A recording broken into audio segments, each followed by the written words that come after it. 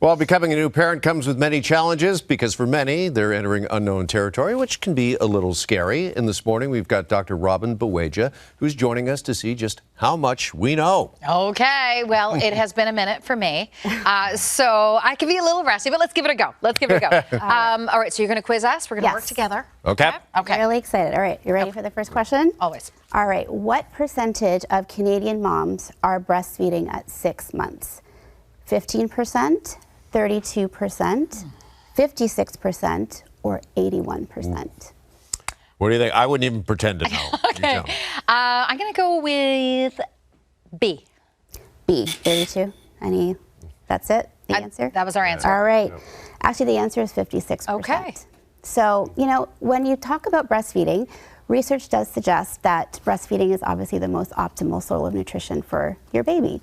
But it's interesting that 91% of Canadian mothers will try to initiate breastfeeding, but only 56% of those moms will actually try to eventually start to combo feed, and then you actually only have 31% that actually end up only exclusively breastfeeding.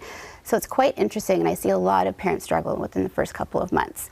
And that's why actually I answered that question, because I just thought so many women, so many of my friends had issues with breastfeeding. For sure, and I struggled the most with breastfeeding. I had twins, and there was a lot of, just innate complications. And to my surprise, after a couple of weeks when I attempted to breastfeed, I just couldn't. And formula just became an option for me. And I was truly grateful that I had a lot of options out there.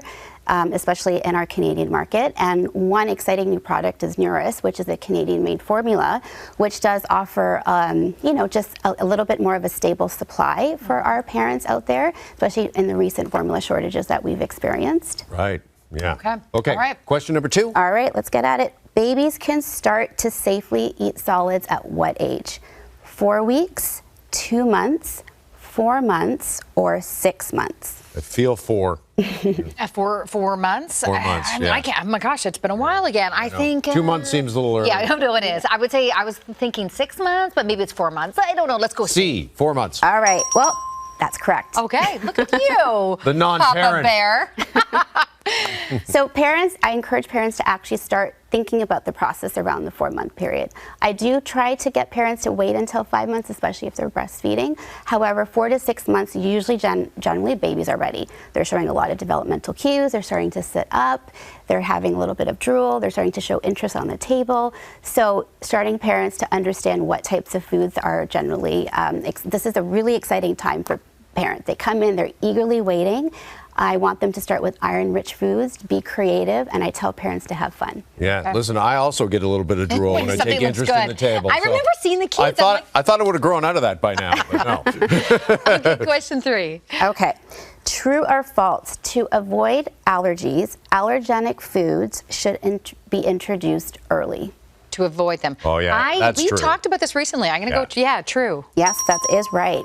So it's a really hot topic of conversation, especially with parents. A lot of parents do feel nervous with starting with those high allergenic foods such as eggs, shellfish, soy, tree nuts, and peanuts. So they're always asking me questions, and I tell parents, start early. Don't be afraid of it. Right. But be safe with it. So small chunks, space out the allergens per day, separate the egg to the egg yolk in the very beginning.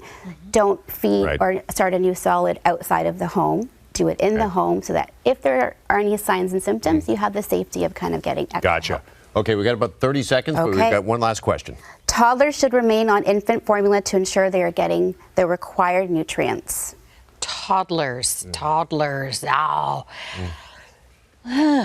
So let's say true.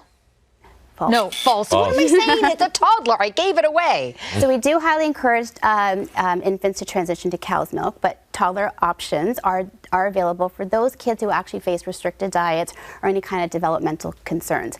And Niuriss actually does offer a toddler-like formula, which is wonderful for many parents, especially with the opio-lipids, which is one of the most key ingredients that only Niuriss provides. Okay. All right, so there's a bit of a trick question, right? Okay. All right, but it's a learning opportunity for us all. Yeah. All right, speaking of Niuriss, want to mention quickly that until February, Niuriss will be donating $2 from every can of formula sold in support of sick kids, which is a great news, particularly here on this Giving Tuesday.